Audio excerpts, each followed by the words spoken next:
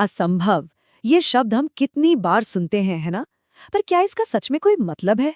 क्या कुछ वाकई हमारी पहुंच से बाहर है, या ये बस हमारे दिमाग की एक सीमा है? चलिए आज इसी सोच को चुनौती देते हैं। तो जैसा कि यहाँ कहा गया है, असंभव कोई पत्थर की लकीर नहीं है। ये तो बस एक सोच है, एक आइडिया है जिसे अभी तक परखा नहीं गया है। ये एक ऐसी बाउंड्री है जो हम खुद पर लगा लेते हैं, लेकिन इतिहास गवाह है कि इन बाउंड्रीज को बार बार तोड़ा गया है।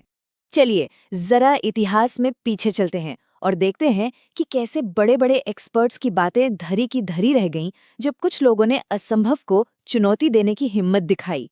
जरा सोचिए, साल था 1955। एक बहुत ही माने हुए साइंटिस्ट थे डॉक्टर ली डी फॉरेस्ट, और उन्होंने क्या ऐलान किया कि इंसान कभी भी धरती की सरहद पार नहीं कर सकता। ये सिर्फ उनकी राय नहीं थी, इसे विज्ञान का फैसला माना जा रहा था। लेकिन फिर क्या हुआ? सिर्फ 14 साल में 1969 में नील आर्मस्ट्रॉन्ग ने चांद पर कदम रख दिया। जो चीज एक दशक पहले नामुमकिन लग रही थी, वो इतिहास बन गई। ये इस बात का सबूत है कि आज का असंभव कल की हकीकत हो सकता है। अब एक और किस्सा सुनिए। लॉर्ड केल्विन, एक और बहुत बड़े वैज्ञानिक, उनका तो पक्का मानना था कि हवा से भारी कोई भी मशीन उड़ ही नहीं सकती। उनके लिए ये फिजिक्स का एक नियम था, एक अटल सच। लेकिन फिर आए राइट ब्रदर्स। उन्होंने किसी की नहीं सुनी, अपनी साइकिल की दुकान में लगे रहे एक सपना पूरा करने में। और उन्होंने ये साबित कर दिया कि जब जुनून हो ना, तो विज्ञान की समझी समझी सीमाएं भी छोटी पड़ जाती हैं। अरे सिर्फ इंसान ही नहीं, प्रकृति भी हमें यही सिखाती है।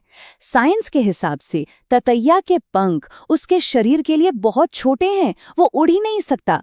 पर अच्छी बात यह है कि ततैया को ये बात पता नहीं है, तो वो बस उड़ता है, साइंस के नियमों को हवा में उड़ाते हुए।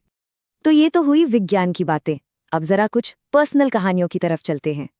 कभी कभी ना, असंभव को हराने की ताकत हमें कहीं बाहर से नहीं, बल्कि किसी और के विश्वास से मिलती है, जो हमारी पूरी दुनिया ही बदल सकता है।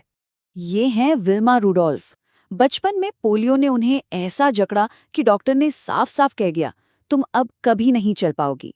सोचिए, किसी के लिए ये सुनना कितना मुश्किल होगा, एक ऐसी सच्चाई जिसे मानना ही पड़ेगा।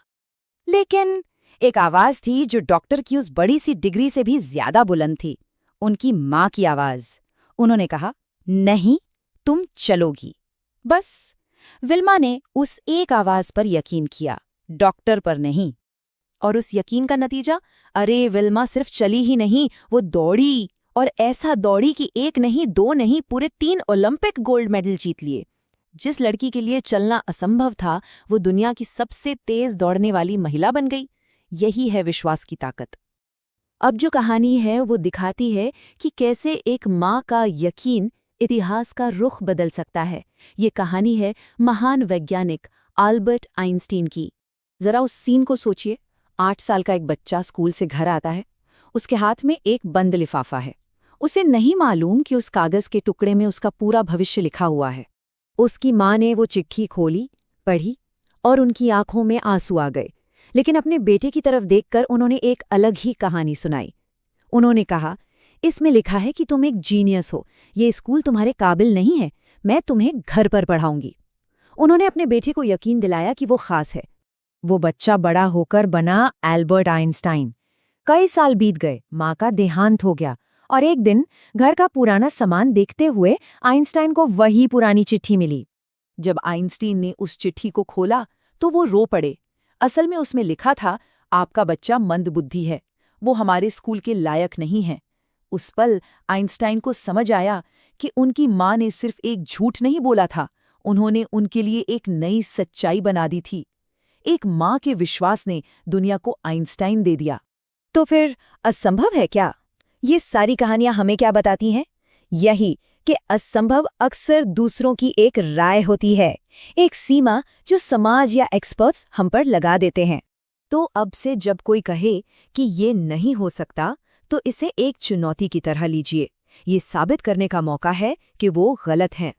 तो सवाल ये उठता है, ऐसी कौन सी असंभव चीज़ है जिसे सच कर दिखाया जा सकता है?